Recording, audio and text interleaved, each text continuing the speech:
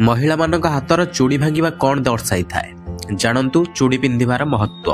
Friends, महिला माने पाउंजी झुंटिया पिंधिबा भली चूड़ी मध्य परिधान करिथांती। तेबे एही चूड़ीर मध्य किछि शुभ और किछि अशुभ संकेत सब रही थाए।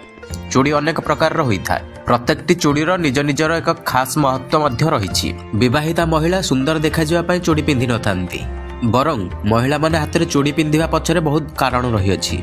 महिला माने चूड़ी पिंधिबा द्वारा तांकर सुंदरता तो वृद्धि पाई थाए। एथिसह चूड़ीर मधुर आवाज रे घर मध्य एक पॉजिटिव एनर्जी बढ़ी थाए। स्वामी मानक मध्य तांको स्त्रीर सुंदर चूड़ी स्त्री प्रति तांको आकर्षित करि थाए। तेणु महिला माने चूड़ी पिंधिबा को बहुत भल पाई थांती। महिला माने भिन्न भिन्न डिजाइन रो चूड़ी पिंधिबा को पसंद करि थांती। महिला माने काचर चूड़ी पिंधिबा द्वारा तार स्वामी और परिवार सदस्यक स्वास्थ्य भल रही थाए। हेले चूड़ी पिंधिबा तो बहुत भल होई थाए। तेबे एही चूड़ी मध्य बेले बेले किछि अशुभ संकेत को दर्शाई थाए। जेतेबेले महिला हाथ में चूड़ी कौनसी कारण भांगी जाई थाए किंबा फाटी जाई थाए, तेबे सही महिला और ता सह जड़ित लोकमानक प्रति किछि अशुभत्व को सूचाई थाए। तेणु चूड़ी भांगिबा कि फाटिबा को अशुभ बोली माना जाई थाए। तेणु जेतेबेले महिला हाथ में चूड़ी किछि कारणवशतः फाटी जाई थाए बा भांगी जाई थाए, सही चूड़ी को हाथरू काढी देबा पई मध्य कुहा जाई थाए। जदि कौनसी महिला चूड़ी फाटी जाई थाए, तेबे सेमाने सही चूड़ी को निज हाथरू काढी देबा उचित। नचेत हाथ में भंगा फटा चूड़ी पिंधिबा द्वारा से महिला तथा तार परिवार उपरे खराब प्रभाव पड़ी थाए। तेणु कौनसी महिला भी हाथ में भंगा फटा चूड़ी को पिंधिबा उचित होई न थाए। जय जगन्नाथ।